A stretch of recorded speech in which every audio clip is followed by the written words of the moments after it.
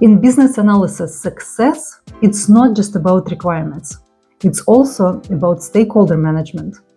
One of the most frustrating experiences as a business analyst when you gather the requirements, documented everything perfectly, and yet somehow expectations aren't met. In this video, I'll show you how to identify, understand, and effectively manage stakeholders so your projects can run smoother, your communication improves, and you actually deliver value that people can appreciate.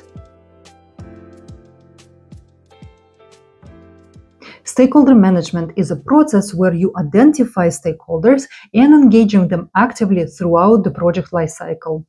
Stakeholders can include business users and product owners, developers, executives, management, and your customers. As a business analyst, you need to clearly understand that stakeholders come to the project with very different perspectives. They can have different goals. What they want to achieve may not be the same. For example, manager may be focusing on cost savings, while the end user can care about the ease of use.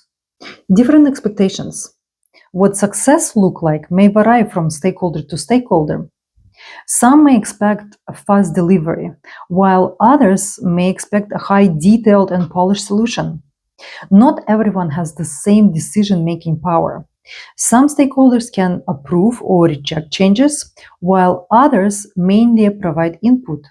So, as a business analyst, your goal is to recognize these differences and balance them effectively. So, let's be real.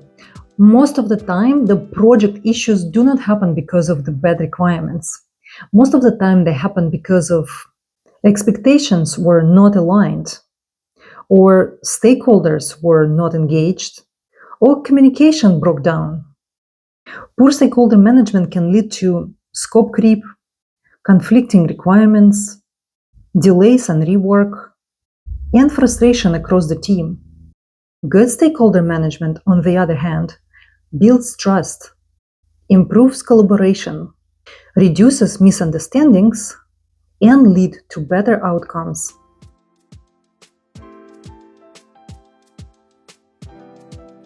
First, you need to know who your stakeholders are. To identify them, ask yourself 3 questions. Who has decision-making power?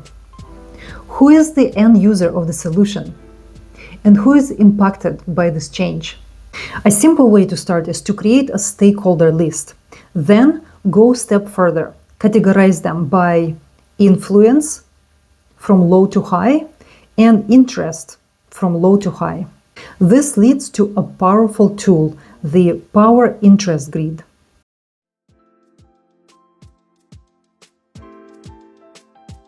Not all stakeholders are equal in terms of involvement and influence. Use the power interest grid. High power, high interest. Stakeholders with a high power and high interest needs to be managed closely. Frequently communicate and involve in decision.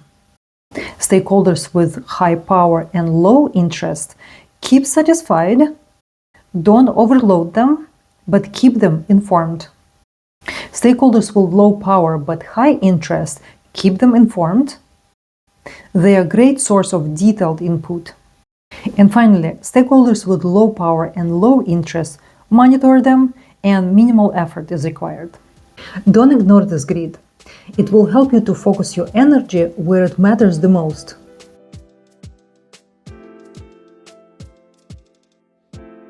This is where most business analysts either succeed or struggle. Different stakeholders require different communication style. For example, for executives, use concise, high-level updates. For developers, detailed information with technical clarity. With end users, use practical and reliable explanations. Key tips: don't use the same communication for everyone. Be clear and structured. Confirm your understanding. Don't assume it. Document key decisions.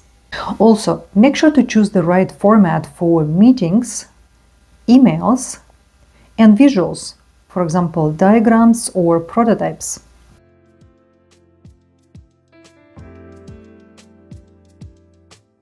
Stakeholder management, it's not just about process, it's about people. Strong relationship with stakeholders makes everything easier. That's where your emotional intelligence skills play a very important role. To build strong relationships with your stakeholders, focus on developing and consistently applying the skills. Practice active listening. Show empathy. Be reliable and consistent. Follow through on your commitments. So, how do you know if your stakeholders trust you? It's usually because they provide better information. They provide details which you need to know. They also communicate much more openly and easily. And ultimately, they provide support that you require to do your work.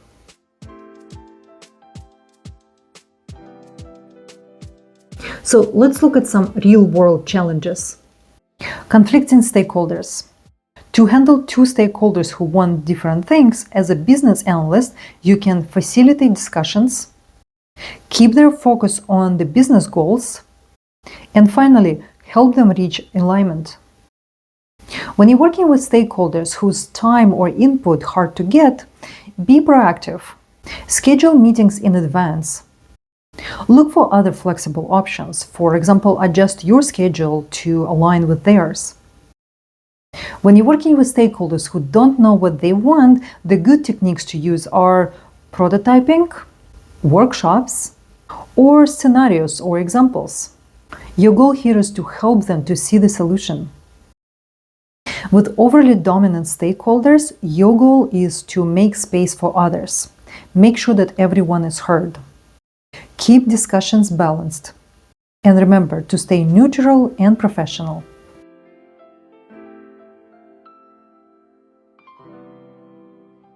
And here are a few tips that you can really level up your stakeholder management. Make sure to engage stakeholders earlier. Keep communication consistent. Always clarify expectations. Use visuals where it's possible. It is a very important and strong tool you have as a business analyst. Document everything what's important, meeting notes, decisions, risks, and of course, validated requirements. And finally, and most importantly, if I want you to take away one thought from this video is, don't manage stakeholders, partner with them. Stakeholder management is one of the most valuable skills that you can develop as a business analyst. That's what turns a good analyst into a great one.